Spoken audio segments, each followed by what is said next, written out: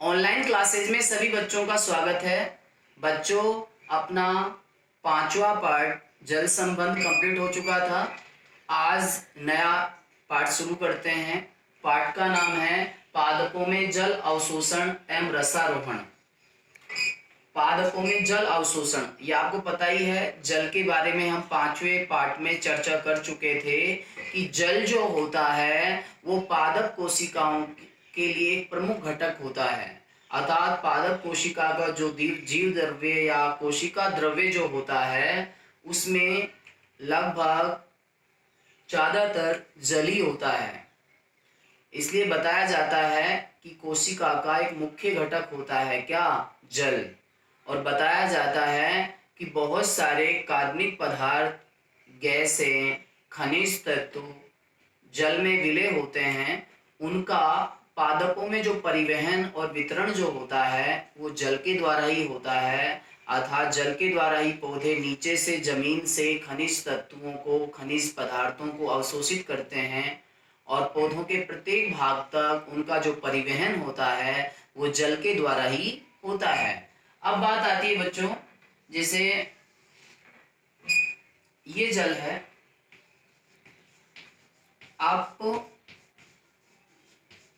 अपवाहित जल। क्या है? अपवाहित जल। कौन सा जल है बच्चों?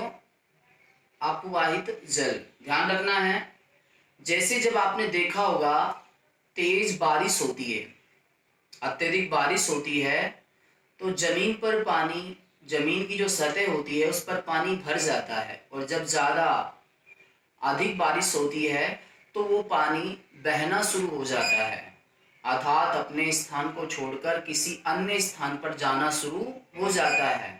तो ध्यान रखना है, अब वो पृथ्वी की सतह से बहकर किसी तालाब, पोखर या समुद्र में इकट्ठा हो जाता है।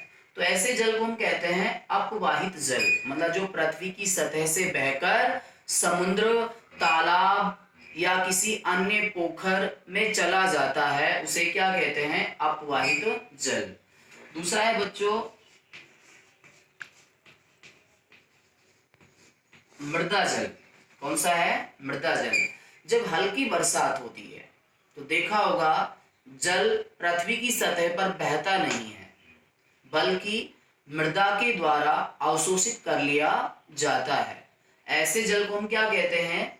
मृदा जल। और ध्यान रखना है बच्चों, जो मृदा जल है वो 3 प्रकार से होता है। एक तो ध्यान रखना है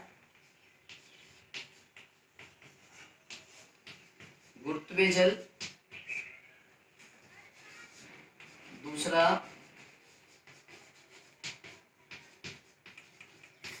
कैसिका जल, और तीसरा याद रखना है आपको आर्द्रताग्राही जल। क्या है?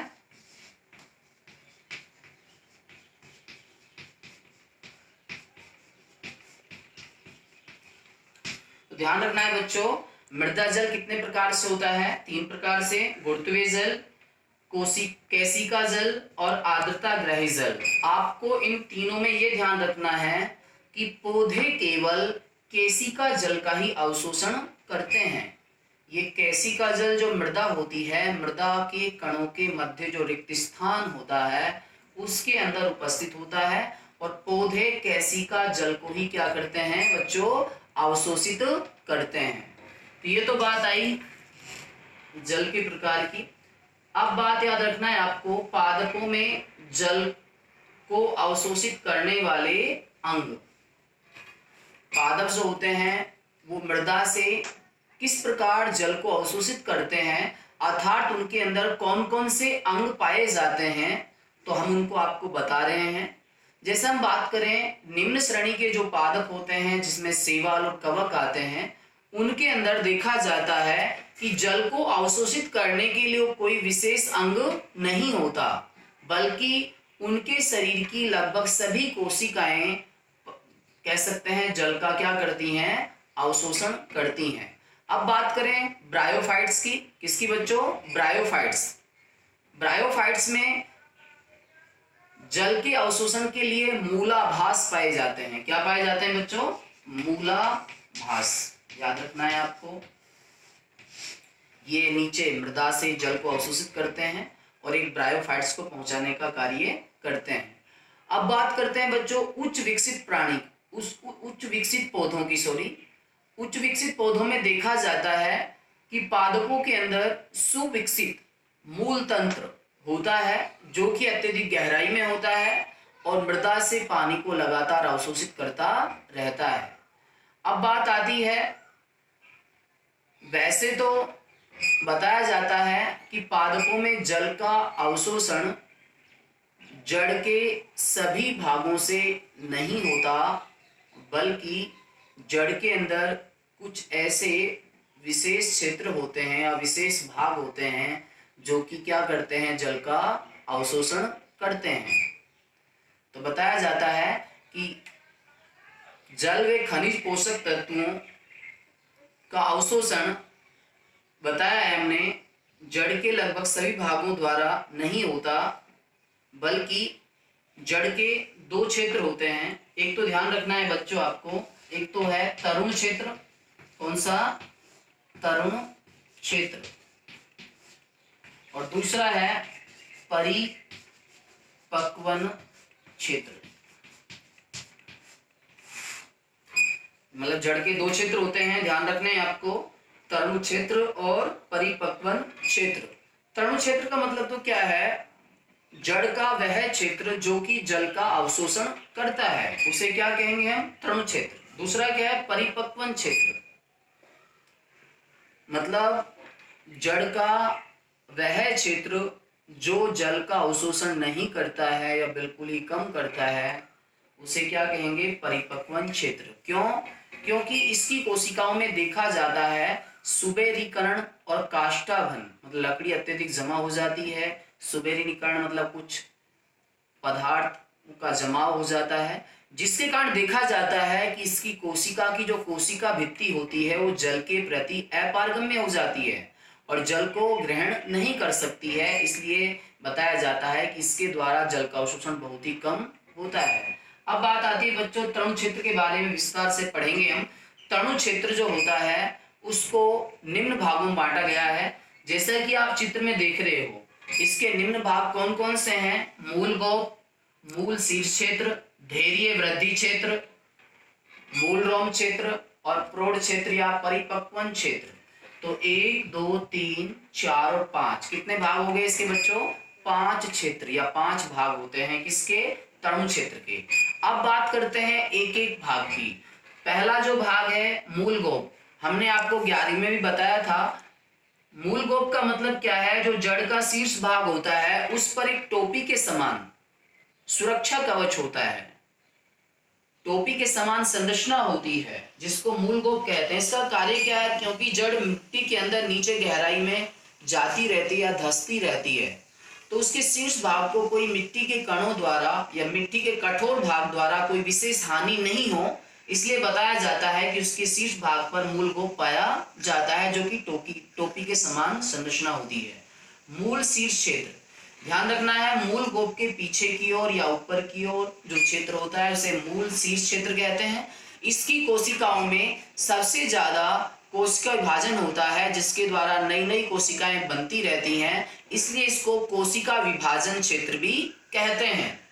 तीसरा है धैर्य वृद्धि क्षेत्र। ध्यान रखना है, मूल शीर्ष क्षेत्र के पीछे की ओर धैर्य वृद्धि क्षेत्र होता है, और ध्यान रखना है इसकी कोशिकाओं ये भाग क्या करता है? जड़ की कोशिकाओं की लंबाई में वृद्धि करता है, जिससे जड़ की लंबाई लगातार बढ़ती जाती है, इसलिए इसको दीर्घीकरण क्षेत्र भी कहते हैं। पहला नाम तो क्या है? धैर्य वृद्धि क्षेत्र, दूसरा दीर्घीकरण क्षेत्र, ये बुक में नहीं है। उसके बाद क्या है बच्चों? मूल रोम क्षेत्र। ध्यान रखना है, धैर्य वृद्धि क्षेत्र के पीछे मूल रोम क्षेत्र होता है। सबसे ही पता चल रहा है कि ये बालों के समान बारीक पतली पतली संरचनाएं होती हैं, और यही संरचना मृदा से आवश्यक पोषक तत्वों व जल का अवशोषण करती हैं। ध्यान रखना है बच्चों, परिपक्वन क्षेत्र मूल रोम के पीछे की ओर परिपक्वन क्षेत्र होता है। ध्यान रखना है बच्चों, इसकी कोशिकाओं में भी थोड़ी देर हमने पहले बताया भी था कि सुवेदीकरण और काष्ठभन का जमाव हो जाता है, ये क्रियाएं हो जाती हैं, जिसके कारण ये जल के प्रति क्या हो जाता है, अपारगम्य हो जाता है और जल के अवशोषण में भाग नहीं लेता है। ठीक है बच्चों, आज इतना ही काफी है। चित्र के लिए आप नोट्स में जहां पर जगह छोड़ी गई है वहां पर आप जगह छोड़ देना और उसको अपनी बुक में से आप बना सकते हो। यदि बोर्ड से चित्र स्पष्ट समझ में आपके नहीं आ रहा है तो आप बना सकते हो उसको आसानी से। इस वीडियो को देखकर आप उतारोगे, नोट्स को देखकर उतारोगे, समझते हुए अपने दिमाग में बिठाओगे तो मैं मानता हूं आपके अच्छी तरह से समझ में आएगा।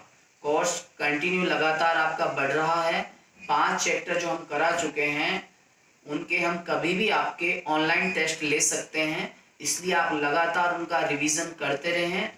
मैं मानता हूं यदि आप अच्छी परसेंटेज, अच्छी सफलता प्राप्त करना चाहते हो तो इस लॉकडाउन के अंदर टीचरों के द्वारा बताए गए कार्य को समय पर कर रहे होंगे, वही एक अच्छा विद्यार्थी है। और जो लापरवाही कर रहा है उसका समय निकल रहा है, ये समय दोबारा आने वाला नहीं है। इसलिए इस समय का सदुपयोग करें, आपको पूरी तरह से अत्यधिक समय घर पर मिल रहा है।